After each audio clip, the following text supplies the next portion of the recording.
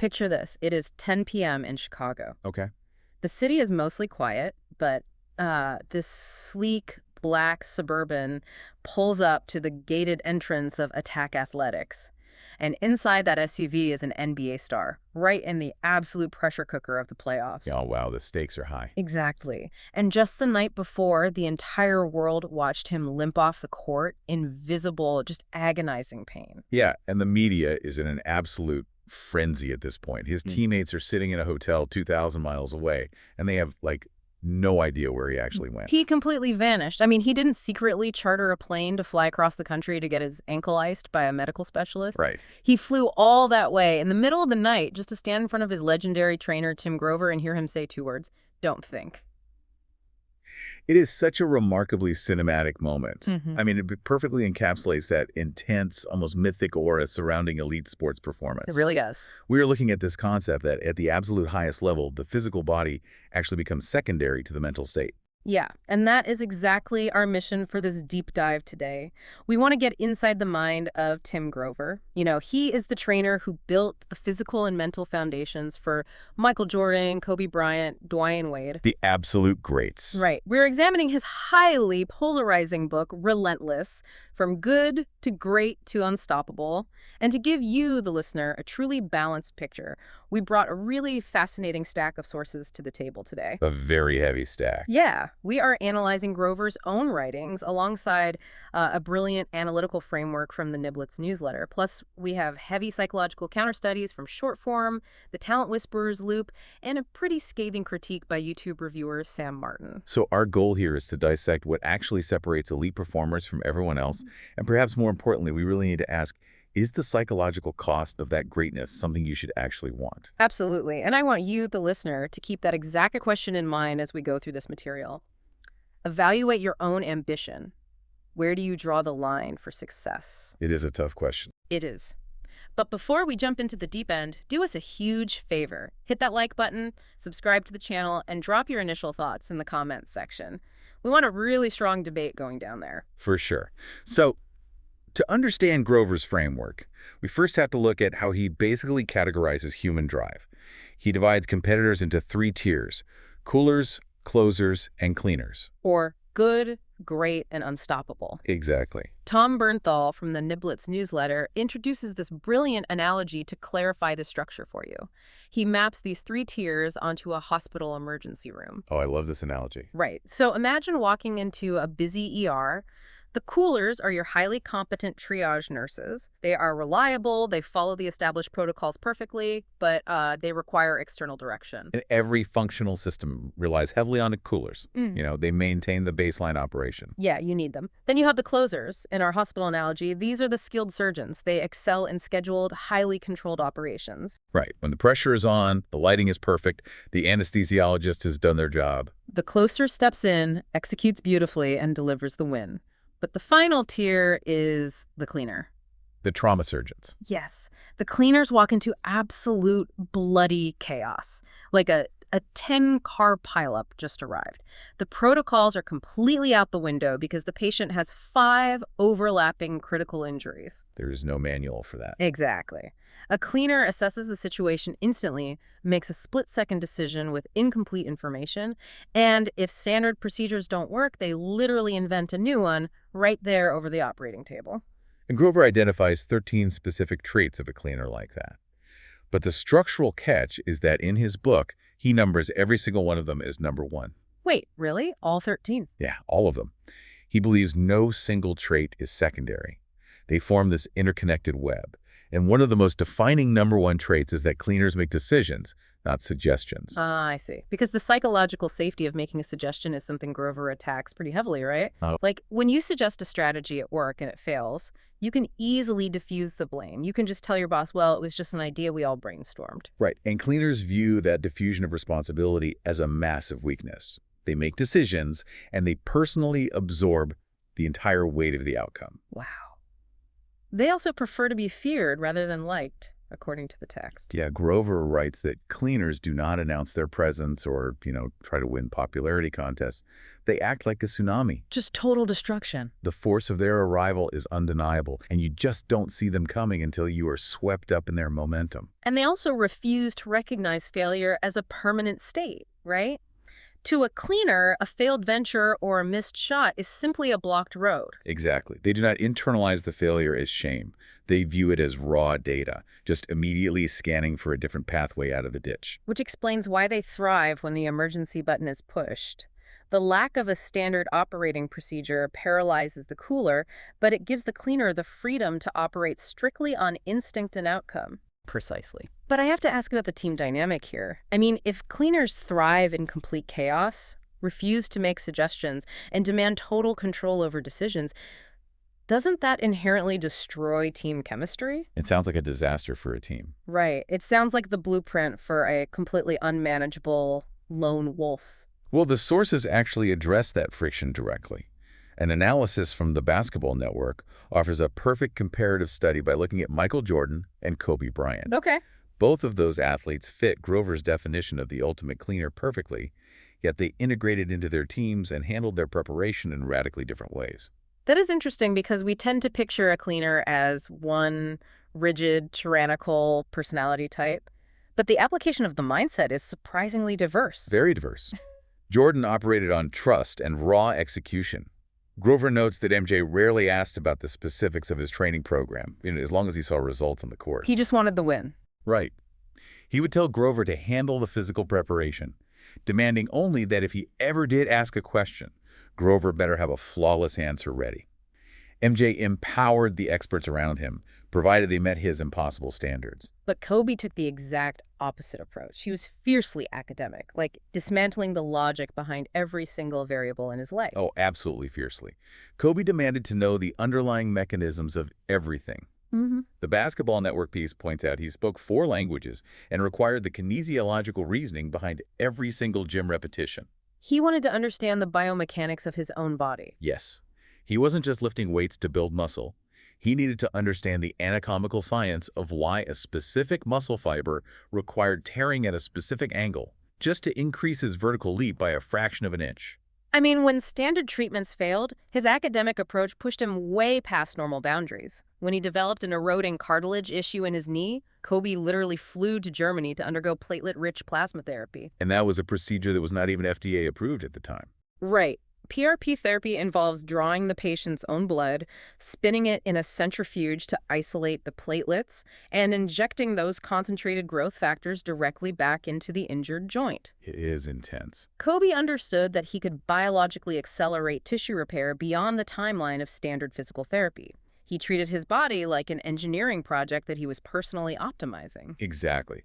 So MJ operated on dominant instinct, while Kobe operated on relentless optimization. They took vastly different routes to reach the exact same destination of total dominance. It is wild to think about. It is. But Grover argues that achieving this level of unstoppable success requires crossing a threshold that makes many people incredibly uncomfortable. Ugh. And this is where his philosophy introduces the concept of the dark side. Ah, yes, the dark side. Grover leans heavily into this Dr. Jekyll and Mr. Hyde metaphor. He claims that to unlock true greatness, you basically must access an untamed, primal version of yourself. Just completely ignoring conventional rules of polite behavior and social morality. Yeah. He theorizes that human beings are born with these primal, aggressive instincts, which society then trains us to suppress. And Grover's core argument is that keeping those instincts caged actively prevents you from reaching your absolute peak. And as you can imagine, this specific concept triggered significant backlash. Oh, massive backlash. We have a thorough review from a YouTube channel called Sam Martin Peak Performance. Martin's critique argues that Grover's framework for a cleaner isn't a blueprint for an elite athlete at all. What does he say it is? He says it is a description of a clinical sociopath. Wow. That is heavy. Yeah, and Martin contextualizes his critique by looking at Grover's academic background. You see, Tim Grover holds degrees in kinesiology from the University of Illinois at Chicago. Which is literally the study of physical movement and athletic conditioning. Exactly. He does not hold credentials in psychology or psychiatry. So Martin argues that framing Relentless as a psychological manual makes its advice on mental health totally reckless. And Martin points directly to the controversial anecdotes Grover uses to justify embracing this dark side. Like, for instance, Grover brings up the massive public scandal surrounding Tiger Woods and his numerous infidelities. Right, and Martin highlights that Grover doesn't view that scandal as a tragic personal failing. No, not at all. Instead, Grover frames it as the exact mechanism that made Tiger an unstoppable force on the golf course. Grover's text suggests that feeding those unapologetic primal urges is what fueled Tiger's competitive dominance. Yeah, according to Martin's review, Grover claims Tiger shouldn't have even issued a public apology. He suggests Tiger should have looked at the camera, said, "So what?" and simply gone back to winning tournaments. Which is wild. Martin argues this literally frames a lack of remorse as a success metric. He does. And Martin continues his critique by pointing to Grover's inclusion of Charles Barkley. There is this famous incident where Barkley threw a man through a plate glass window at a nightclub. I remember that. Yeah, and when a judge later asked Barkley if he had learned anything from the event, Barkley joked that he regretted not throwing the man from the third floor instead of the first. And Grover includes that story to praise the no apologies mindset. Right. Martin's critique is that the book essentially offers a hall pass for destructive, antisocial behavior, provided that the behavior correlates with professional winning.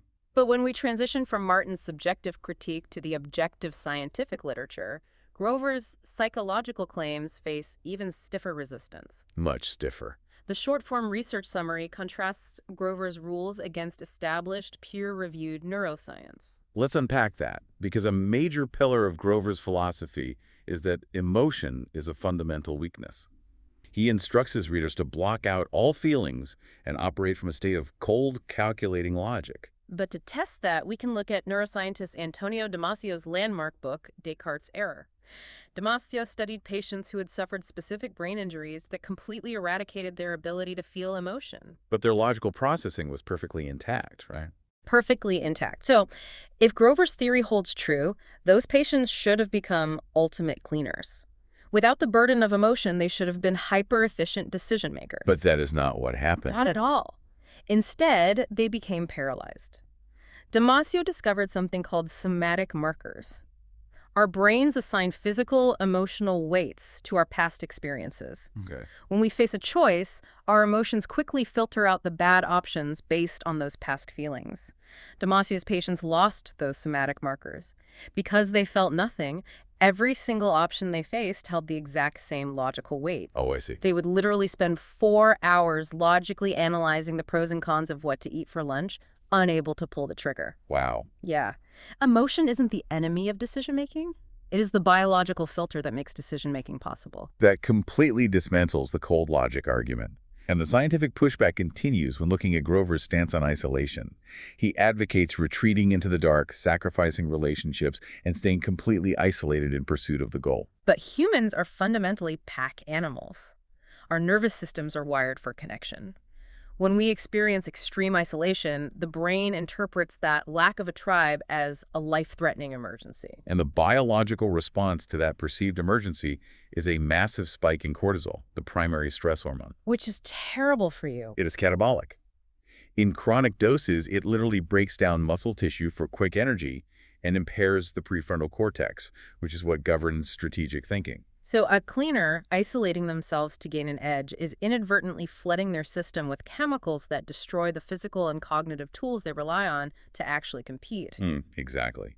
And that cortisol spike ties directly into the concept of pressure. Grover dictates that a cleaner must live under constant, intense pressure. Sure, short-term adrenaline and pressure can certainly elevate physical execution for, like, a 10-second sprint or a game-winning shot. But prolonged extreme pressure severely degrades performance in fields requiring complex creative thought. An architect designing a skyscraper or a mathematician solving a theorem will see their cognitive flexibility collapse under the chronic pressure Grover advocates. His framework is highly tailored to short-burst athletic execution, but it is presented as a universal law for all professional fields. And even within the text of Relentless, there is this fascinating internal paradox.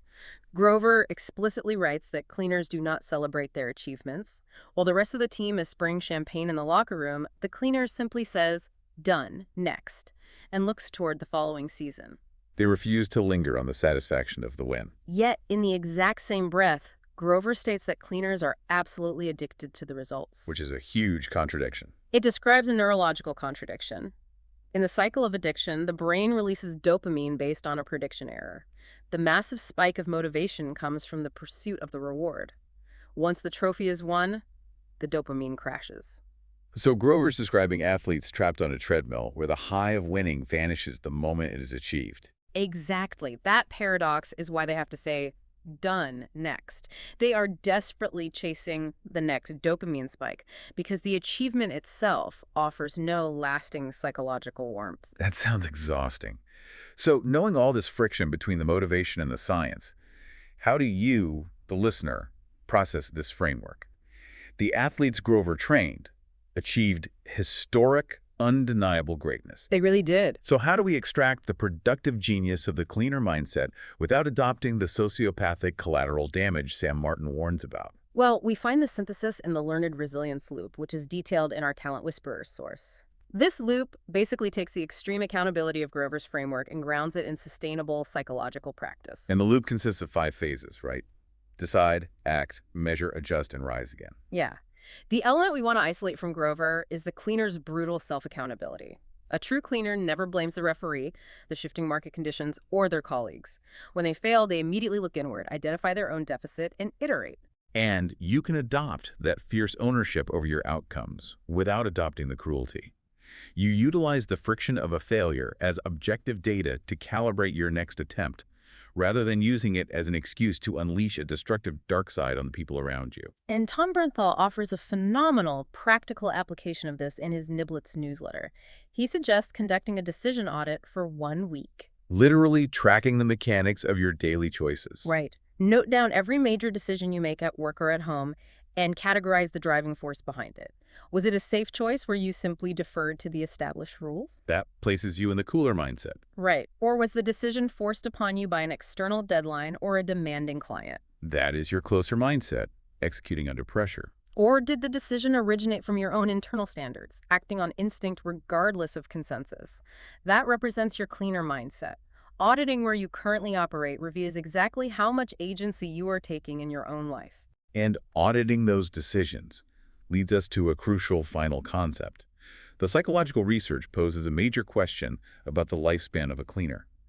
Grover insists that this primal dark hunger never stops until the day the athlete dies. They are cursed to continuously push the boulder up the hill. Of done. Next cycle on an endless loop. But longitudinal studies on human fulfillment show that highly gifted, relentlessly driven individuals often face severe psychological crises later in life if they cannot transition out of that relentless phase. Because when the physical body ages or the professional career naturally concludes, the cleaner's brain is still demanding that extreme dopamine baseline. Exactly. If they can't hit those highs anymore, that intense drive turns inward and begins to tear them apart. They lose their core identity. So the secret to long-term survival isn't staying relentless forever. It is evolving. Psychologists focus on the transition from fluid intelligence to crystallized intelligence. Right. Fluid intelligence is raw processing power, speed, and aggressive execution.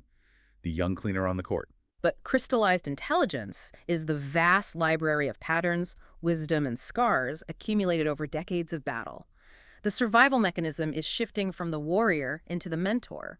You take all that crystallized knowledge and you pass it down to the next generation. Teaching fulfills that primal drive to be significant and valuable, but it does so in a way that builds connection instead of requiring isolation. The ultimate test for a cleaner isn't winning the final championship. The true test is whether they can put down the sword, relinquish the ego of being the one taking the final shot, and become the teacher. Can the unstoppable force learn to stand on the sidelines? That is a profound question, and it is exactly what I want to know your thoughts on. Head down to the comments right now. We really want to hear from you. Looking at your own career, are you currently operating as a cooler, a closer, or a cleaner?